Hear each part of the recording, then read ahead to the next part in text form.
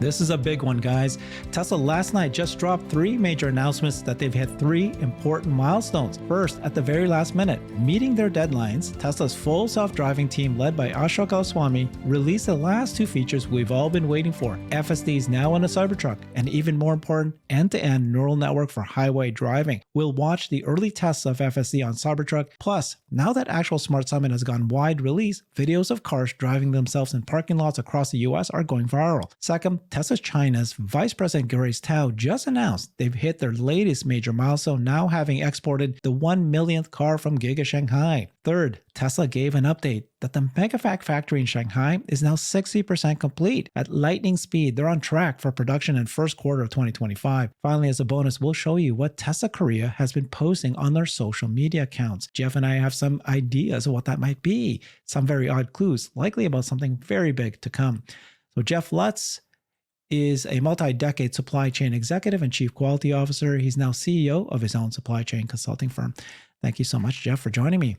Yeah, hey, it seems like things are accelerating. And we've got 3 major milestones, all just literally yesterday. I love it when that happens for us on the weekends. We happen to get these big announcements. So to remind everybody, about a month ago, Tesla AI sent this out, and they said that by September, we would hit each of these milestones, these roadmap for the FSD rollout, full self-driving. And that's what they'll do in September, what they'll do in October, and what they'll do in first quarter of 2025. Well, as of last night, they hit the last 2 remaining milestones. Tesla full self-driving has officially been released for Cybertruck for the first time in history.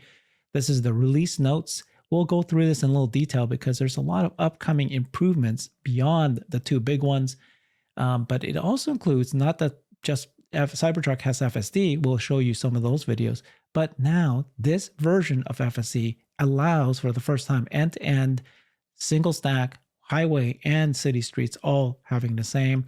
So this is the list. As you cross them off, the last 2 has been hit that they were expecting by September 2024. Ashok Goswami, the director of Autopilot, said, great job by the Tesla AI team and meeting the goals laid out for September. Thought this was very interesting what he said here. End-to-end on highway is first shipping to Cybertrucks.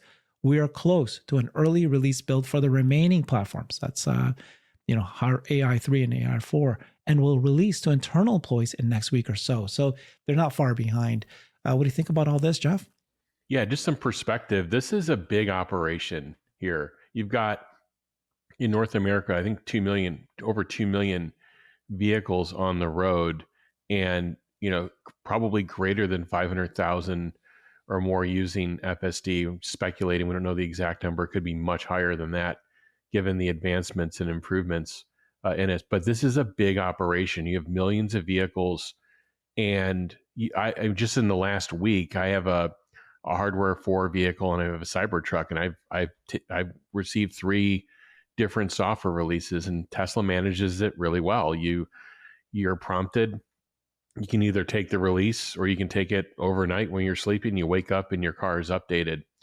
And if you think about this from a development perspective, a testing perspective, a QA, quality assurance, internal quality assurance, employee release to customer, that whole string, this is a big operation. They had to repeat this over and over across multiple vehicle types, across multiple releases, and now adding the Cybertruck to the available vehicle types. This is a lot of work, and it was great that they set out a plan, said this is what we're going to do, this is what we think is achievable, and they hit all of it. I just want to just put in perspective that just the size. This isn't some small kind of prototype operation. This is millions of vehicles now being impacted. In the case of Cybertruck, there's probably 25,000 or more vehicles on the road, maybe more. And they're all waiting now for full self-driving, obviously, on their vehicles. And we just saw the early release. I think, in terms of getting this end to end out, we'll talk a little bit more, but Tesla could have been bottlenecked either on testing resources or on training and compute. And they decided to do this on the Cybertruck to get this out, get a small core of it started, and then they can expand to other vehicle types. But just, hats off to the team. This is not easy to do. And again, just the how the fluidity and just the their ability to just get these releases out consistently. These cars are updating beautifully. There's not any major issues. You're not hearing any major problems, and they're just continuing to improve the functionality. So just hats off to the team. Thanks, Jeff. Yeah. Elon said the same thing. Nice work. So I was going to ask you initially, I thought, oh, they might have been, a lot of people are saying, right, because they just rushed it. They just put it out September 29th just to say they've done it. But when you see what Ashok says, he says that it's actually going to roll out to the other platforms and then it's going to go to the employees this week already. So I think that, yes, I don't think that they rushed it to get it there, right, Jeff? What's your thinking of that? Yeah, never. Safety first, and this is even to get to one external release, even to one person.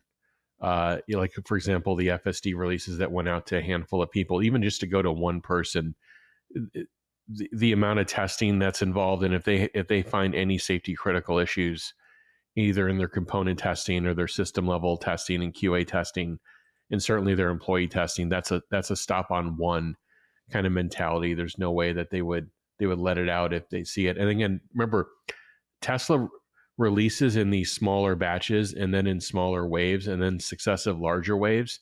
Because again, if they run into a problem, it's easy. It's much easier than to stop it and then contain the issue.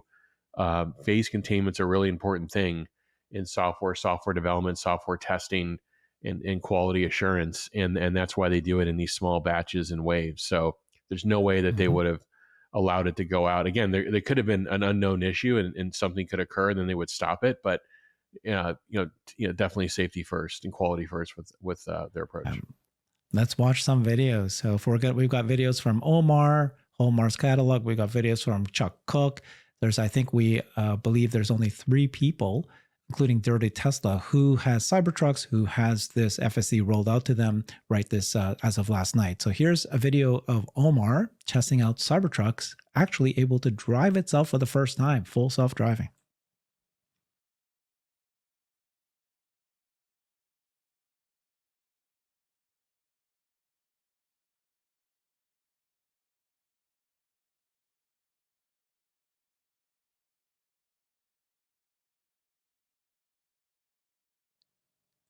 Yeah, FSD just on that 17-inch screen, and this is the biggest screen in any Tesla. It looks really good. I know you can swipe and get the full screen rendering of what's on the left side of the screen. So it looks really good in the Cybertruck. Yeah. So this is Cybertruck driving in city streets. It feels and acts very normal.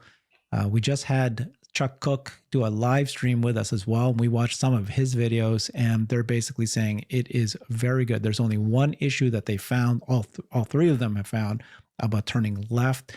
But other than that, it's smooth. It acts different, acts just well. Here is Omar releasing it. All right, we're back with more FSD on the Cybertruck. For the highway. And this time, we're going to test out end-to-end FSD on the highways. This is the first time they've shipped end-to-end FSD on any Tesla vehicle. It's here on Cybertruck first, so let's see how it does. Yeah, end-to-end is important. We've been on old code for a long period of time. But it won't start driving.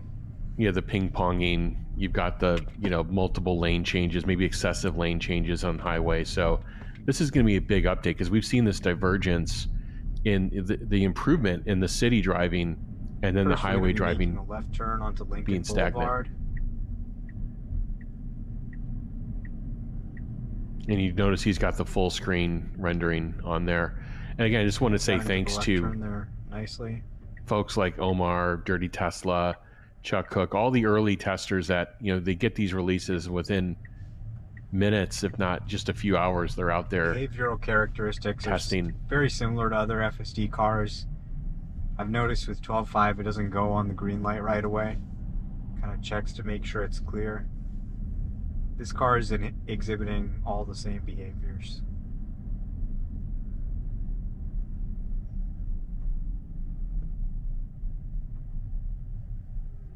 We're going to be driving 1 mile, then turning left onto Olympic Boulevard. I'm going to jump ahead here. Onto the 405 South.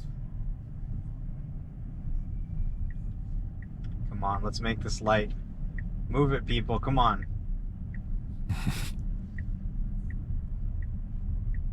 There we go. Is a truck driving slow or just driving just quite nicely along with traffic? Very good turn. Yeah. It seems like it's, Great. you know, I was a little concerned it might not, might go over into the other lane or something, but no, nailed seems it. pretty smooth. I don't see any movement within the lane. All right, we're merging on to the 10 now, and you'll notice that auto speed does now stay on the highway. It is a checkbox. You can turn off auto speed and still set the speed yourself if you want to, but you're no longer seeing auto speed turn off on the highway. Nice. Yeah, it was a nice smooth merge. Yep. Okay, great. And then, so that was Omar showing FSD and Cybertruck. We also have Chuck Cook, and he was able to show that, he's tested his unprotected left turn. I thought we'd show this again for the second time. All right, guys, here we go in round two. I got the cameras up for you this time and this is the rear view camera and the side cameras, and we have a truck out front. So we're already kind of throwing a pretty varsity scenario here. There's our creep from our stop, and we just need to wait. Okay, we got a lot of traffic here. Just need to wait. We got a truck, so we definitely have the right of way. What I'm worried about, and I don't want to say worried, in this vehicle, waiting in the median is a very awkward situation because I can't see. Okay, he's going. Very confident that it waited. Now we're going to go in. Nice, strong question mark. And I didn't need to wait, but you can see in the cameras, it had a great view. So once again, that was another unprotected left turn with another scenario of the truck in the median there. What I wanted to point out when we were talking to Chuck earlier was watch. This is the Cybertruck on the bottom left there, and as when it found its way, look at how wide the turn is that it takes. Look at the bottom left. We got a truck, so we definitely have the right of way. What I'm worried about, and I don't want to say worried, in this vehicle, waiting in the median is a very awkward situation because I can't see. There. Okay, he's going. Very confident that it waited. He's now moving. We're going to go in. Look at that wide turn. Strong question. You see the bottom left here? That wide turn to get in because it is a truck. It's a little bit wider. It knew how to do that. So that is fantastic. Hey, Jeff, what any thoughts on what you've seen so far with all these videos? Well, Tesla is constantly testing Chuck's unprotected left turn. So it's great that they deploy these ADAS drivers into various localities and they test these difficult situations. And they get real-time feedback to the development team on it. So it's just great to see the fruits of it. And it's great to see Cybertruck, the first release, come out, and it's basically on par. Now, there's only been a couple of hours of testing. There probably needs to be more testing, more miles, more situations. But it looks like, again, this is where we're at with neural nets, with Tesla's training capability, with the approach that they're taking on version 12 now and greater, going to version 13 here soon. It looks like you can just get started. This isn't like heuristic coding. Like you don't have to ramp up and do some massive bug drive down. That you can just kind of get started, and you're on par with where everything else is at. Now, obviously, this is 10 months after the Cybertruck has been released. We can probably ask Tesla and say, what were the constraints on that? Was it development resources? Was it training resources? Was it QA? There's always some bottleneck, in the middle of that. But in terms of them coming out in the first release and it being this smooth, it really, to me, sets the stage for Tesla being able to not only expand this globally, but also expand other partners. Mm-hmm. So these two features, but there's actually more that's coming, right? So this Nick Cruz-Patain pointed this out. 12.5.5 is here which includes Cybertruck FSD and end-to-end on highway. But in the actual release note, it says this: upcoming improvements are also listed. So these are upcoming: earlier, more natural lane change decisions, improved performance in parking lots, improved performance at intersections and stops, introduction of speed profile. This is the list that they gave in the release notes. Those are coming. Yeah, to me, like if you were to ask me, like what does FSD need, it would be in like what's in that upcoming list. I'm glad Nick shared. He has a great X account, by the way. Follow that. To me, and then Tesla share that out. It's in the release notes, and it was a good call out. Those are to me some of the natural things that FSD needs. So I'm glad to see that those things are being worked on, and are coming. So excited. Yeah. The other thing that's has been making waves is actual smart summon. So all of us, I do, you do, many of us, I think almost everybody has actual smart summon now in their cars, and the videos are being done in every parking lot, random parking lots across the US, and they're going viral. People are listening and watching them. So I'm not going to play any more of those videos. We've done enough of that. But I just wanted to point out that Chuck Cook said, hey, they did a video in actual smart summon and they got some amazing results, just like everybody seems to be doing. Ashok replied to him saying, glad it tried to live up to what it's named, actually smart summon. He's obviously proud of this. This is something that, he's got the kind of emoji saying, wow, I did it. So there's a lot of these videos. There's another one from Zach. And what's your thoughts on that? To me, this is the entry point for unsupervised FSD. Start at low speeds, start in controlled environments, and start with it is kind of supervised because you have to have your finger on it, looking at your vehicle.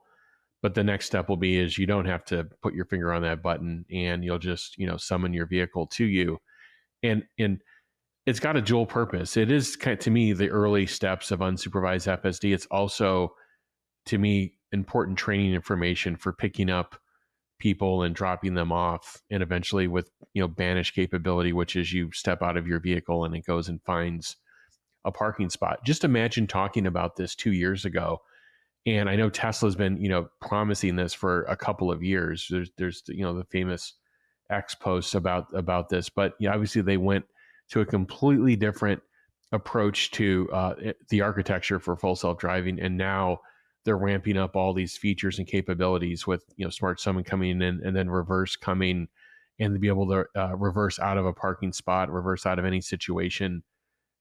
These are all critical steps in getting to a completely unsupervised solution. So I view it as that. I also think, and you said this, Herbert, that a lot of people are going to see this now. A lot of people are going to see a car driving through a parking lot with nobody in it. Like, what car is that? How is that being done? And it's probably one of the best, advertisements for, Tesla's and Tesla's full self-driving capability. Because when I'm in my car on FSD, people don't really know it's driving itself from the outside of the vehicle. And now you're going to see, I just tried it on my Model X, and that was Tesla's biggest vehicle before the Cybertruck, and great speed, it's very fluid. And it just zoomed through the parking lot and came and picked me up. It's really exciting to see. All these celebrities have Cybertrucks. Imagine when they get FSD. That's what was so critical. Imagine when they get actual smart summon. This thing is going to be the marketing dollars behind this is like that we would have had to pay if we did advertisement. We don't have to pay. It's going to be just crazy. So I wanted to ask you this question. I know we got two major milestones we still need to cover that Tesla announced this week. Just crazy how great this is. But before we get there, now that we're hitting all these milestones, Elon's becoming very confident about licensing this. I want to get your thoughts on this because, this Sasha Yanchin put this out. Said, look, in 2023, after wasting years trying to build their own charger infrastructure, every major car company signs up for Tesla Superchargers and NACS. In 2024, this year, after wasting years trying and failing to use inferior satellite internet, every major airline signs up to use Starlink.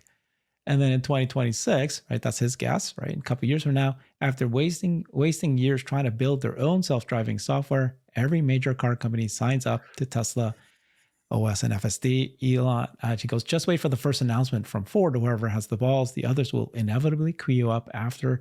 Elon said, if I were another car company, I would license FSD for sure. So so I just wanted to, we talk about this a lot, which is licensing of FSD. You kind of have a good sense of how partners and how big companies decide to partner with other companies. But now that you're checking this off, Jeff, have you, what's your thoughts on this? What's your latest thinking? Yeah, I think we're getting closer. And the thread that you can weave through all those three examples. That was a great post by Sasha. There's a charging example, and there was an example of satellite internet service, and now there's FSD. And what's the common theme in all three of those is scale. And Tesla builds systems and services that are that they're meant to scale. You wouldn't the Tesla charging network wouldn't be the charging network if they didn't build it for scale, and not only in terms of the volume of connections you can have out there, but the uptime, the performance, and the cost structure. How do you build something for scale? You've got to get the cost structure right first, because it won't scale if it doesn't have the right cost structure on a single unit basis. So they did the same thing for satellite service. How much is your Starlink? I just bought Starlink this morning.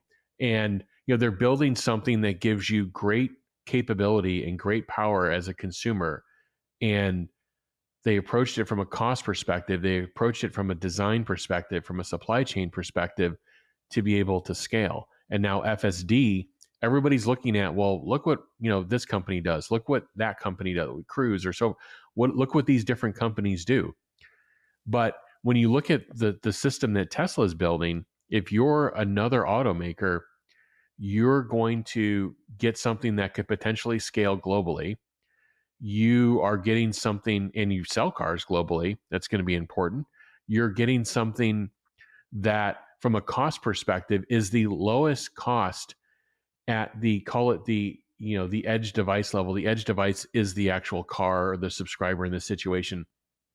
It is the lowest cost to install the cameras, the full self-driving computer at the vehicle level. It is the lowest known cost of a solution that is capable of eventually full self-driving. And then it's being architected to be dropped in the middle of anywhere and work anywhere.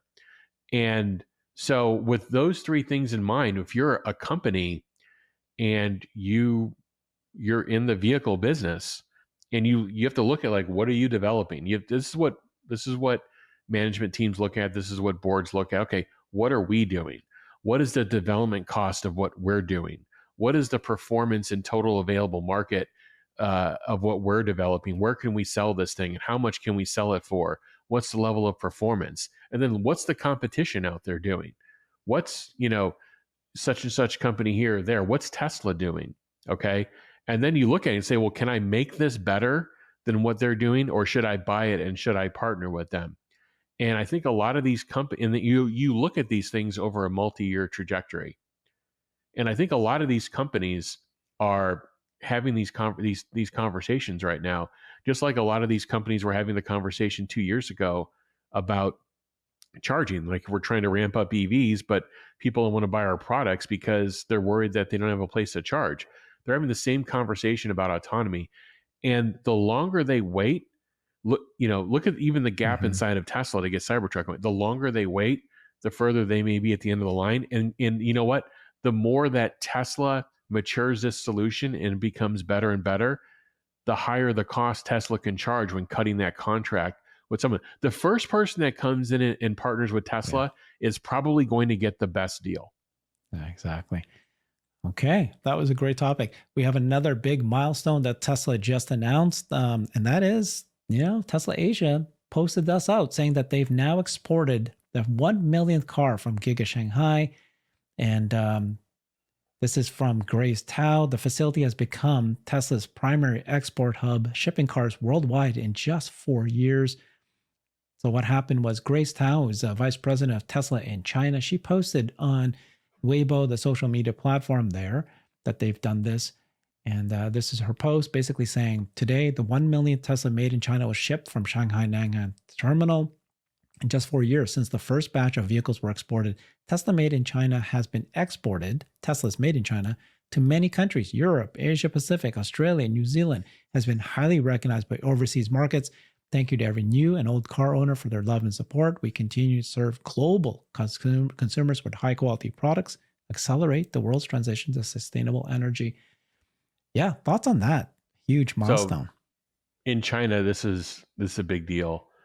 China wants to be, and they now are, the number one exporter of vehicles, the number one exporter of EVs, and Tesla is a part of that. And, Tesla is also locally sourced. I think they're greater than 97% locally sourced around the Shanghai factory. So that's great for cost. It's great for inventory control. And from a China perspective, they love it. If this was like 60% locally sourced, okay, well, then they're buying a bunch of stuff from Thailand, Vietnam, and so forth, and they're importing that into China. Well, that's not great from a trade perspective. But if you're actually locally sourcing and building all this locally, and you're serving the local China market, and you're able to export with that same locally sourced bill of material, that's the best thing for their local economy. So this is why people get, when people hear about tensions ramping up or there's concerns in China, the last company that they're going to mess with, and I will debate anybody on this, but one of the last companies that they will mess with is Tesla. And if you look at, that doesn't mean that Tesla should not be driving, greater geographical redundancy in the area. We see, activity happening. It doesn't mean that. What it means is, from a supply chain design perspective, they have the right approach. They have a big market in China. They should have a factory in China, and they should serve that market locally. And if they can get the cost structure right there, they should be able to export locally as well to other countries and leverage that. And that's what they're doing. So I think their approach is great. I think China loves this. Tesla loves this. It's working out for both sides really well. By the way, this doesn't mean we agree with everything that China does and we think China is perfect, or our commentary here. No, this is about, there's an article about Tesla's exporting business and in getting to 1 million vehicles. All we're saying here, this is good for Tesla and good for China. Thank you, Jeff. I'd love to do that debate, because that is a big thing. People are concerned about Tesla in China. Could there be a retaliation if the U.S. does these tariffs and even this ban of Chinese software in the U.S.? What would Tesla do? What would China do to Tesla and other car companies, U.S. car companies there? Love to dig in, but I'm feeling a little bit better what you were saying, that there's so many reasons why China as a government wants Tesla there. They're benefiting so much from it. So let's talk the next milestone here. Looks like that Tesla Megapack factory in Shanghai is now nearly 60% complete. They're moving at lightning speed. This was a local update that they had to give, and then local media picked it up. So this is local media outlet IT Home. The news comes as Tesla aims to start Megapack production in the first quarter of 2025. It will take some time for the company to ramp up volume production, but it looks like the building of the factory itself, they're on track, and they're expected to match the volume production of the Lathrop, California plant, both of which are aiming to reach an annual output of around 40 gigawatt hours, roughly 10,000 Megapack units. The Lathrop Megafactory has been ramping up production in the past couple of years, so this is coming. This signing ceremony happened in May 23rd. And then last month they were 45% complete. And so now they're getting here. There's actually rumors that this Megapack factory in Shanghai could be bigger than Lathrop. And there's a number of reasons. I'm kind of researching this right now with a couple of folks who have told me this. And so I'm saying whether or not that's true. I'll do a show on that shortly. Yeah, you know a lot about building factories. This has been your background. This is crazy, right? I'm sure you've never... Well, I don't know. Maybe you are as fast as these guys. What do you think? Yeah, Tesla is consistently proving, factory on factory in terms of speed and my guess efficiency as well. They want to get as much output per square meter in these factories as the way they're designed as possible. That's the other metric they're looking at. My guess. So here's a little explainer. They're talking, in this article, I'm sure their PR team or their local team is being given instructions in terms of what to say. And the safe thing to say is be conservative on output and be conservative on time. But then have an internal schedule that's faster than what you've prescribed internally or talked about externally. And my guess is that factory is built for probably double that output of Lathrop. So the way that companies do this is they look at the structural design, they look at electricity, look at all the different inputs and variables that are required, and they scale to a certain level. But in terms of installed capacity, and this is, these are the high dollar items in terms of all the automation needed to make the product. They don't have to install all of that at once, but they can make sure the facility is capable of something much greater. My guess is that facility is, capable of probably doing 2.5 times Lathrop if I were designing it and building it. Wow. But Wow. in terms of installed capacity, the 40 gigawatt hour, that could be what they're starting with in terms of installed capacity. And then they'll look at orders. They'll look at long range forecasts. Like, okay, do we need to bring up more, CapEx? We'll do it.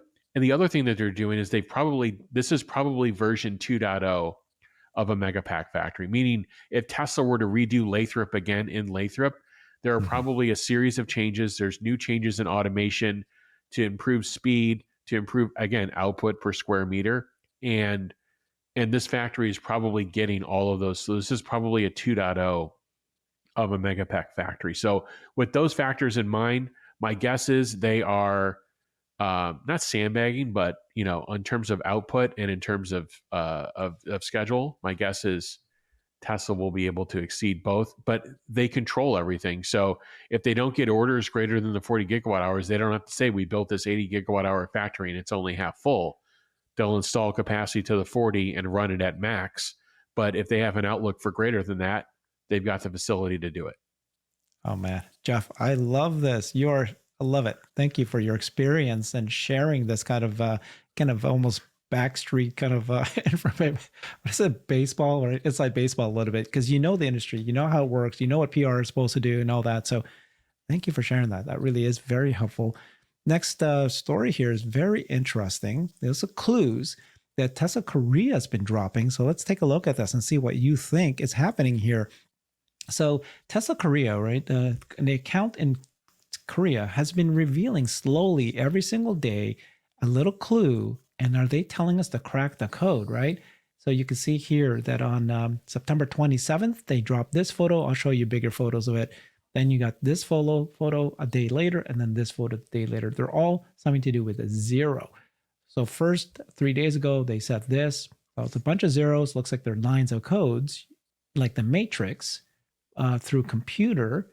So maybe it's zero code FSD, zero code neural net, or something like that. The Instagram page dropped this cryptic image. Now they did this. Bunch of zeros, again, a bunch of zeros in a line item. And then you got this, the recent one. What do you think? What's your guess of what this is? What's going to happen in Korea? Yeah, I've spent a lot of time there. I had a team there for more than a decade, and I used to go there multiple times per year. South Korea is awesome. I think when I think of driving in Asia, the place that if you were saying you're going to be driving in Asia, probably the first place I would feel comfortable doing it would be in South Korea in terms of the rules of the road and how things are, architected, the signage, the lights and so forth. It's as close to North America as you're going to get. So maybe South Korea is the first landing spot in Asia for full self-driving. It could happen. And again, the Korean people are great. They love their Teslas. They're into super high tech stuff. They want to be first on these things, and it's a great place. They're hardworking people and just tremendous tech.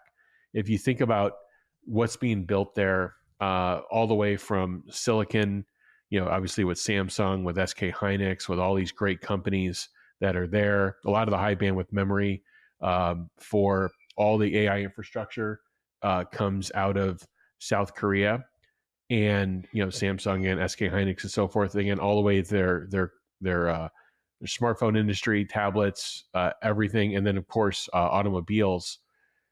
Just a super high tech area. So when I see all these kind of cryptic posts, I'm like, okay, seems like it's pretty similar driving to North America. Maybe it's the first landing spot for FSD. Ooh, good one. And I just reminded me, you were talking about Samsung. Remember just 2-3 months ago, Elon met with the Samsung chairman of the board and the Hyundai chairman of the board. Hyundai could be the first licensing partner because Elon did say it needs to be a company that can do at least 1 million cars per year kind of thing, that kind of, that kind of volume. And so this is neural nets. Maybe some people are thinking this is like Tesla Model 0, maybe the robotaxi, but more likely I think it's FSD, neural nets. Yeah, and there's discussions of Hyundai working with another robotaxi company in the U.S. worry about that. These companies have to kind of cast their line with multiple partners. They're not going to go all in with one versus another. This is how you drive competition and contracting, and you have competition. So, but I could see Hyundai being one of the first partners. And again, Samsung is a really important partner and supplier to Tesla. The cameras in the vehicle are from Samsung's camera company. I'm sure a lot of the memory, they use a lot of Samsung memory.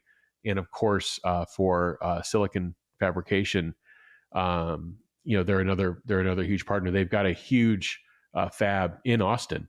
So they're a great partner for Tesla. Okay. I think we heard it here first, right, Jeff? I think you're saying BYD and Hyundai, correct? Possibly the two. You're not on BYD. I thought you were. Well, maybe. They definitely they definitely fit the scale requirement that Elon is looking for. But remember, they have 21 different models driving that scale. So actually, their volume per model is quite low. Hyundai may be giving them a little bit of run for their money on that. So Hyundai may be, to me, edging ahead of them in terms of partnering on FSD. We'll see. Thank you so much, Jeff. Follow Jeff on X. You've got to do this. You have to subscribe to him on X at the Jeff Lutz. Thanks, everybody. Bye-bye. I've created a website that is the most comprehensive resource for the Tesla investor. Please check it out. Simply go to my website at herbertong.com.